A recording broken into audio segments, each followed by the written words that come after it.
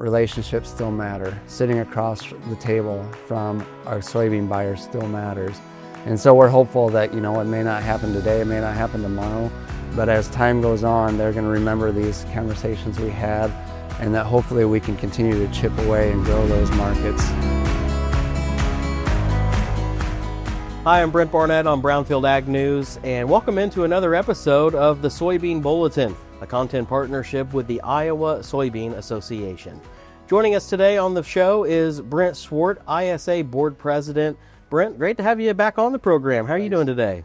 Really good. It's been a good board meeting so far, and we're glad to be a part of it. Yeah, looking forward to the conversation here. We're going to focus on trade, soybean trade, and exports. I understand you had some travels here of late on that front, correct? Yeah, it's been a busy winter, Brent, and we've been working really hard to increase our footprint around the world. As we know, 50% of our soybeans are exported, and so we want to continue to diversify our trade partners and continue to grow opportunities for Iowa and U.S. soybean farmers around the world.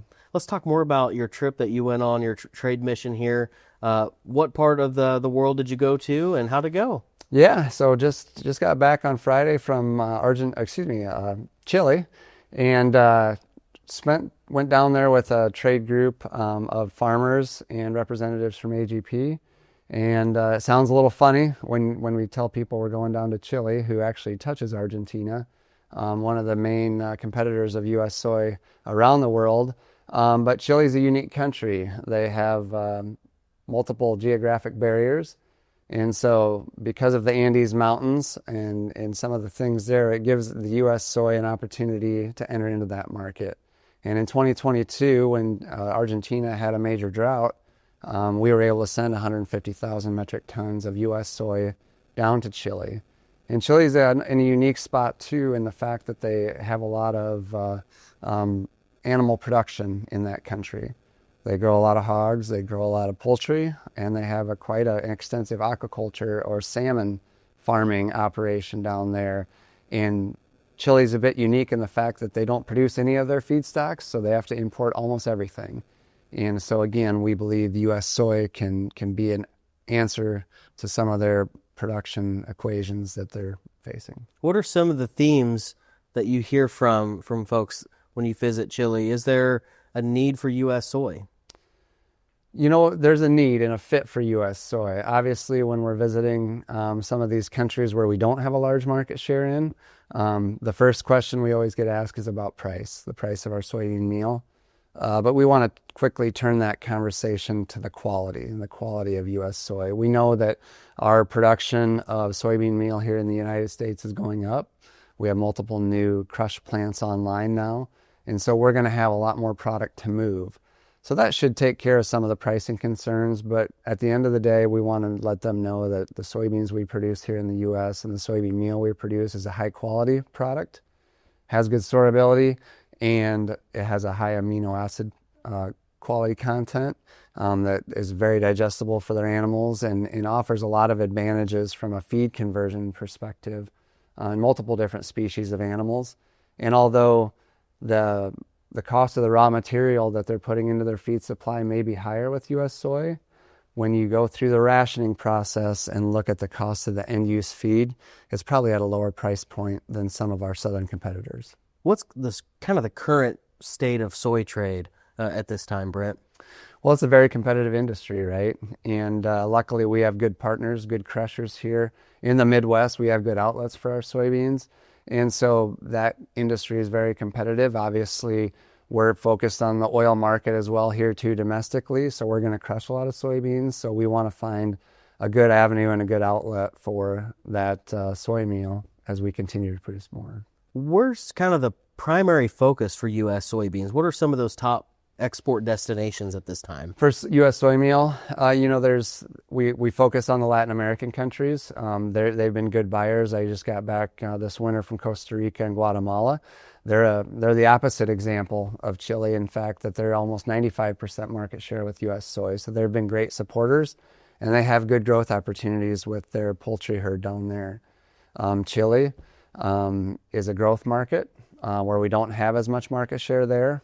Ireland is another country I visited that, again, we can go out there and hopefully hit a whole bunch of singles as far as getting that soy meal out of the U.S. Instead of any major home run markets, we're going to focus on diversifying partners and hitting a whole bunch of singles around the world.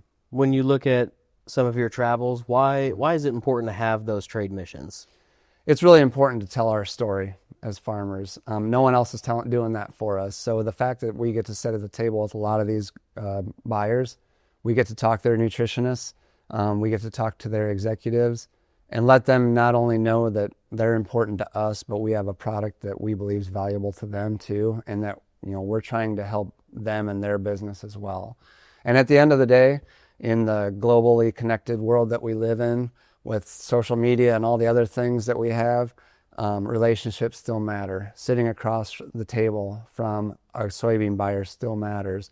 And so we're hopeful that, it may not happen today, it may not happen tomorrow, but as time goes on, they're going to remember these conversations we had. They're going to continue to utilize us and USEC, our Soybean Export Council, as a resource, and that hopefully we can continue to chip away and grow those markets over time here as our market continues to grow here in the U.S. When we look at trying to increase demand, can you talk more about the partnerships that ISA has with American Soybean Association and groups like USEC as well? That's critically important, that we have multiple layers and multiple levels of opportunities to not only grow our demand here locally, but to grow our demand around the world. And USEC is obviously a critical, important part to continuing to foster those relationships. The more traveling I've done around the world, I'm always excited to see that as we're working here locally, trying to grow a good crop, trying to increase our production, trying to be good stewards of our environment, that we have USEC employees and USEC folks around the world working for us as soybean farmers every day.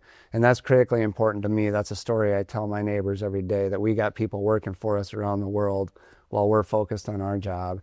And then obviously our great partnership with American Soybean Association in the fact that a lot of these trade negotiations involve policy, and they involve our lawmakers, and they involve trade agreements. When you look at some of the places where we have the biggest market share in soybean usage around the world, we have great trade agreements in place. Places like Colombia, places like Guatemala and Costa Rica, we have great trade agreements in place today. So the more we can continue to grow those trade agreements around the world, in fact, that came up while we were in Chile.